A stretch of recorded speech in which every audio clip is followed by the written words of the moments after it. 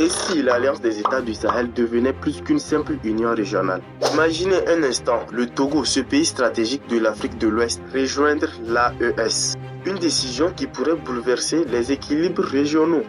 Mais pourquoi le Togo ferait-il ce choix? Et qu'est-ce que cela signifie pour l'avenir de cette alliance? Restez jusqu'au bout, vous allez être surpris. L'Alliance des États du Sahel, créée en septembre 2023 par le Burkina, le Mali et le Niger, a été pensée comme une réponse aux défis sécuritaires et géopolitiques de la région. Mais voilà, cette alliance ne cesse de faire parler d'elle. Et récemment, un nom inattendu a fait surface, le Togo.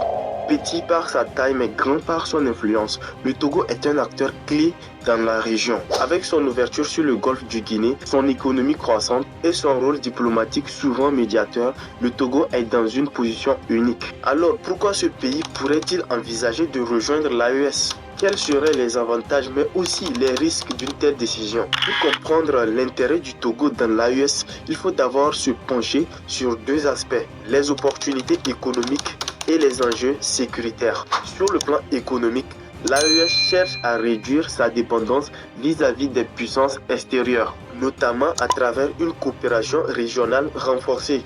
Avec son port de Lomé, le seul port en eau profonde de la sous-région. Le Togo est une porte d'entrée pour les échanges commerciaux. Rejoindre l'AES pourrait permettre aux pays membres d'accéder à cette plateforme logistique stratégique tout en offrant au Togo de nouveaux débouchés économiques. Mais parlons sécurité. Les menaces terroristes qui touchent le Sahel se propagent dangereusement vers les pays côtiers, dont le Togo.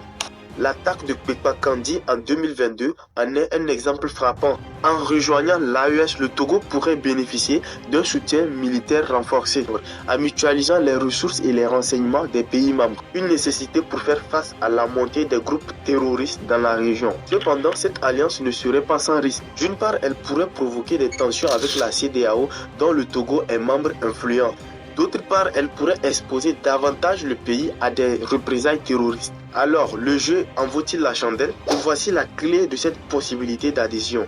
L'équilibre diplomatique. Le président togolais Faure Gnassingbé est connu pour sa capacité à naviguer entre les différentes puissances. Ses bonnes relations avec la France, mais aussi avec la Chine et la Russie, le placent dans une position unique pour jouer un rôle de médiateur. Rejoindre l'AES pourrait être une opportunité pour le Togo pour renforcer son influence régionale, tout en envoyant un message fort, celui d'un pays qui ne veut pas être spectateur, mais acteur des décisions stratégiques africaines.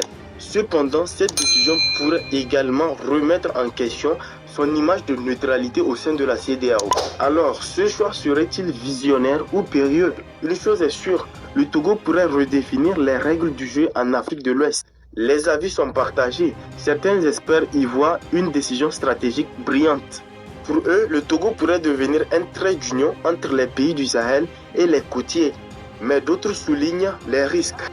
Rejoindre l'AES pourrait isoler le Togo diplomatiquement, surtout si la CEDEAO perçoit ce geste comme une trahison. Et n'oublions pas les puissances internationales.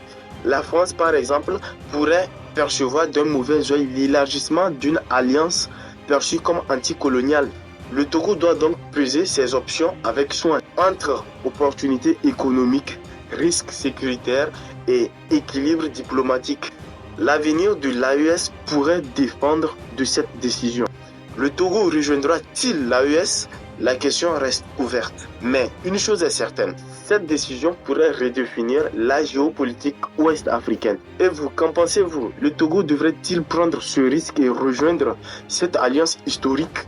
Laissez vos avis dans les commentaires et partagez cette vidéo pour élargir le débat. Et surtout, abonnez-vous pour ne rien manquer des prochaines analyses. À bientôt.